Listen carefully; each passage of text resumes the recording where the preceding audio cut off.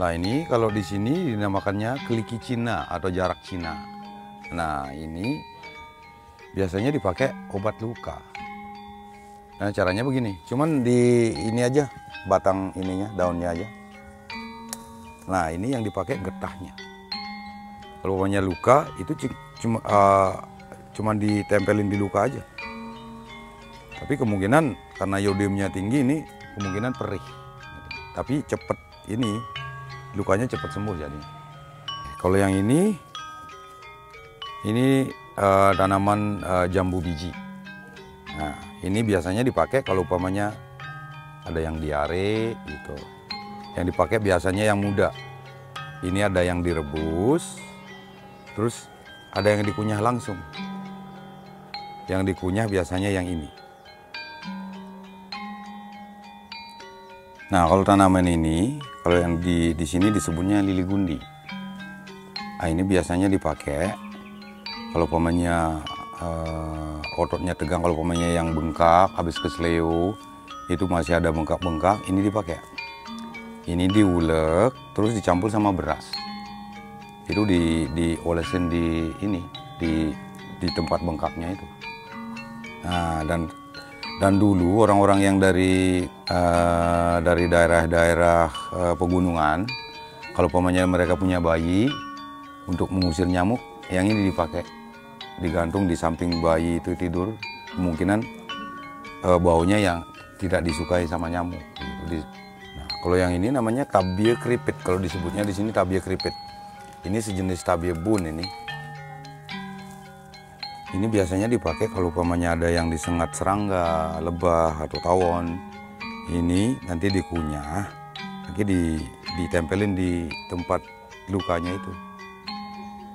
Itu kemungkinan kalau menurut saya untuk mengantisipasi racun itu nyebar. Lah ini yang ini disebutnya di sini itu waru tanah. Nah, kalau yang ini biasanya dipakai obat diare. Entah itu bisa dipakai hewan ataupun manusia. Ini biasanya kalau dipakai hewan cuman diulek aja, dicampur air, itu dikasihin ke hewan. Nanti kalau kita yang minum, kalau umpamanya kita diare, ini cuman direbus saja. Nah kalau ini namanya daun sulase. Ini sejenis kemangi. Nah kalau di sini dipakainya kalau umpamanya ada yang sakit gigi, nah, dipakai obat gigi. Ambil beberapa helai aja. Nah, terus dikunyah. Terus hasil kunyahannya itu ditempelin ke gigi yang sakit biasanya. Nah kemungkinan ini mengandung mentol. Karena kemungkinan kalau sakit gigi kan biasanya bengkak. Umpamanya ini kemungkinan ini mengandung mentol. Dan mentol itu pun kemungkinan untuk mengobati bengkaknya.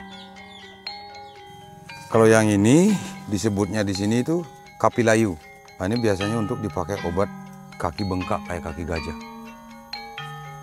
Nah, ini biasanya dicampur, ini diulek terus dicampur dengan cuka. Terus nanti dioleskan ke bagian kaki yang bengkak.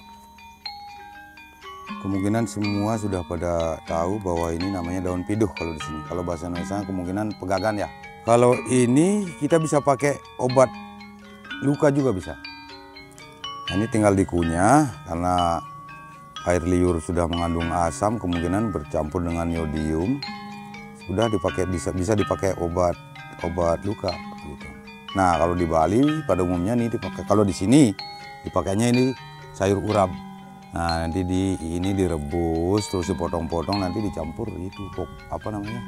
Kelapa yang diparut sama bawang goreng sama sejenis-jenis itu, bumbu-bumbu itu. Jadilah sayur urap kalau di sini. Lah, ini kalau di sini yang dinamakan ilak. Ilak. Ini pohonnya. Terus yang biasanya dipakai obat itu akarnya. Ini dipakai obat batu ginjal biasanya. Biasanya orang batu ginjal kan kadang-kadang kencingnya tidak lancar, Pak. Nah, ini direbus, Pak. Ini cari ya adonan yang banyak lah, dibersihin terus direbus.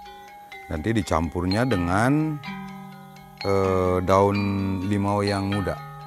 Nah, kemungkinan daun limau dan ini itu mengandung asam. Nah, kalau umpamanya asamnya udah bercampur dengan air, dan pengkristalan itu bisa dilembutkan oleh asam tersebut.